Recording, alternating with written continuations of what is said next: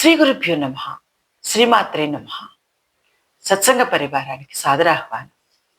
జగన్మాత అనుగ్రహంతో ఈరోజు మనం జగద్గురువులు శ్రీ శ్రీ ఆదిశంకరాచార్య విరచిత సౌందర్య లహరి స్తోత్రంలోని 95వ శ్లోకాన్ని సూక్ష్మంగా తెలుసుకునే ప్రయత్నం చేద్దాం. గం గణపతయే నమః. శ్రీమాత్రే నమః.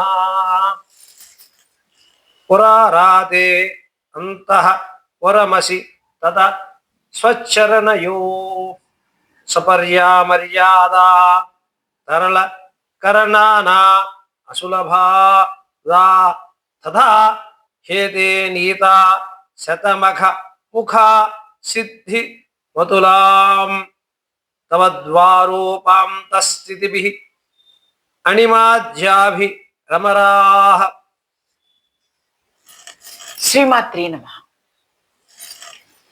పరబ్రహ్మ స్వరూపిణి జగన్మాత యొక్క ద్వారపాలకులను ఆచార్యులు వారు ఈ శ్లోకంలో వర్ణించి ఉన్నారు.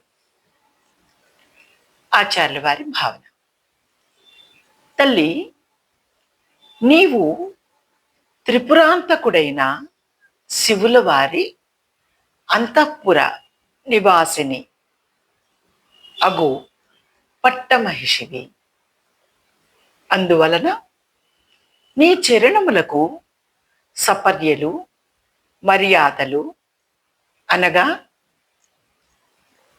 పూజా పద్ధతులు చలన చిత్తము గల వారికి దుర్లభమైనది.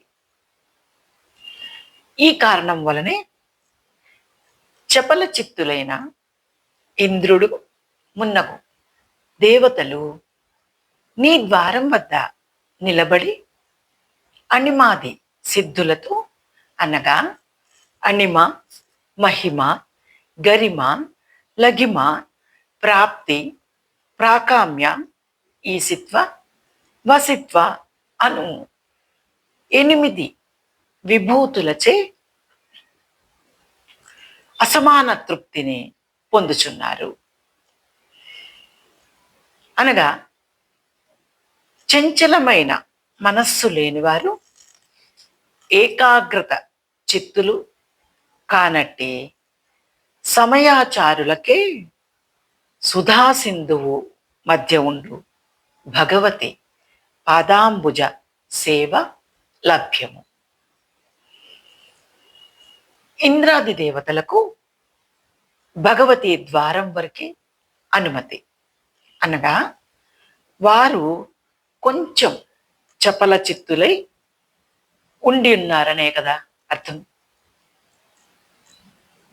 అంతరార్థమేమనగా, శ్రీచక్రం నందు భూగృహ బహిర్ద్వారములందే అణిమాది శక్తులకే స్థానం. వీరు అష్టదిక్పాలకులతో కలిసి దేవికి కాపలాగా ఉండి ఉన్నారు.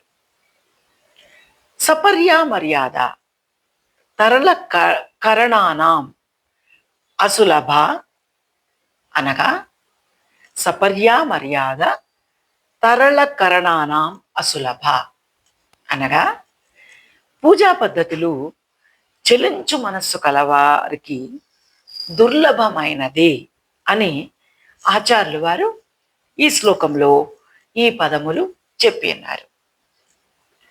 పురారాతి అంతఃపుర పట్టమహిషి అని ఆచార్యులు వారు తెలియజేయటంలో ఇంద్ర, హరి, విరించి మున్నకు దేవతలను ఓడించడానికి దేవతలకు పురారాతి అంతఃపుర పట్టమహిషి అని ఆచార్యులు వారు తెలియచేయటంలో ఇంద్ర, హరి, విరించి మున్నకు దేవతలకు ఓడించటానికి సాధ్యం కాని త్రిపురాసులను సంహరించిన మహాదేవుని పట్టమహిషి అని చెప్పుటలో ఇంద్రాదులకు మహాదేవుని భగవతి అంతఃపురం వరకు వెళ్ళగలిగే శక్తి లేనివారని అర్థం. శ్రీదేవి పాద సపర్య తరళ కరణానాం.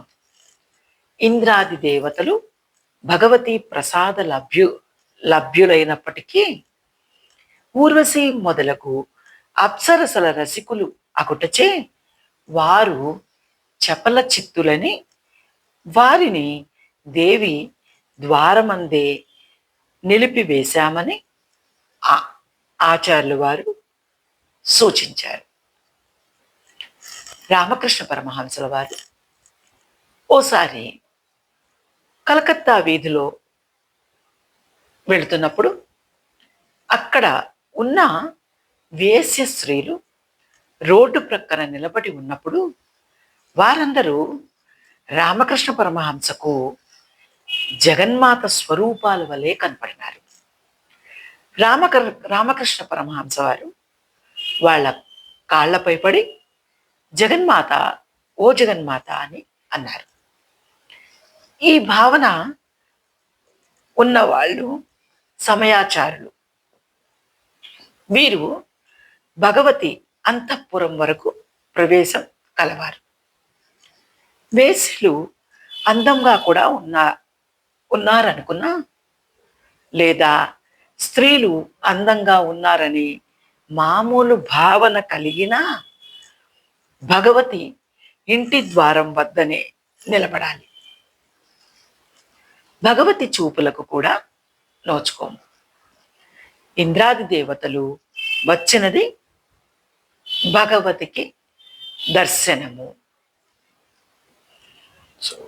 ఇంద్రాది దేవతలు వచ్చినది భగవతికి దర్శనం కోసం. అయితే వారి పదవుల ద్వారా వచ్చిన కొంచెం చపల చిత్తం వలన, అనగా కోతికి కొబ్బరికాయ దొరికిన చందాన భగవతి ద్వారం వద్ద వరకు మాత్రమే నిలబడే అర్హత కలిగి ఉన్నారని ఆచార్యుల వారు తెలియచేసి ఉన్నారు. లలితా సహస్రంలో హయగ్రీవులు వారు అంతర్ముఖ సమారాధ్య బహిర్ముఖసు దుర్లభ వీరారాధ్య అని భగవతిని స్తుతించారు. ఆత్మాభిముఖమైన చిత్తవృత్తి కలవారిచే బాగుగా ఆరాధింపబడినది. అంతః స్వాత్మ ప్రవణం ముఖం చిత్తవృత్తిర్యేషాం తైః సమ్యగారాధ్య బహిర్ముఖసు దుర్లభ. బహిర్ముఖసు దుర్లభ బాహ్య విషయాభిముఖమైన చిత్తవృత్తి కలవారికి దొరకదు. బహిర్విషయైక ప్రవణం ముఖం ఏషాం తేషాం సుష్టు దుర్లభ. వీరారాధ్య వీరులచే పూజింపబడినది. వీరులు ఎవరు అంటే ఆత్మానందం అనుభవించువారు, బాధలను తొలగించువారు, అహంభావ ద్వైత భాగములను తొలగించిన వారు, అనాత్మ భావరహితులు, ధైర్యవంతులు, వీరులు. అట్టివారిచే పూజింపబడినది దేవి. ఆ అహం మమ ఇత్యభిమాన విరహిత వీర ఇత్యుచ్యతేతి అస్మద్గురువః. అహం మమ ఇత్యభిమాన విరహిత వీర ఇత్యుచ్యతేతి అస్మద్గురవః. అహం నేను, మమ నాకు సంబంధించినది ఇది.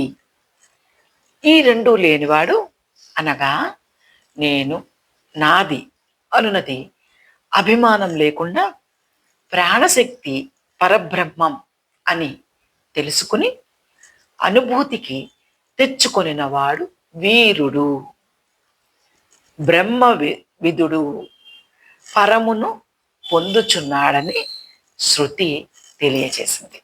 జగదంబ విచిత్రమత్ర కిం పరిపూర్ణ కరుణాస్య చేన్మయి అపరాధ పరంపరావృతం మహిమాత సముపేక్షతే సుతం. ఇది ఈ శ్లోకం యొక్క సూక్ష్మ వివరణ. జగన్మాత అనుగ్రహం మనందరి మీద కలుగుగాక.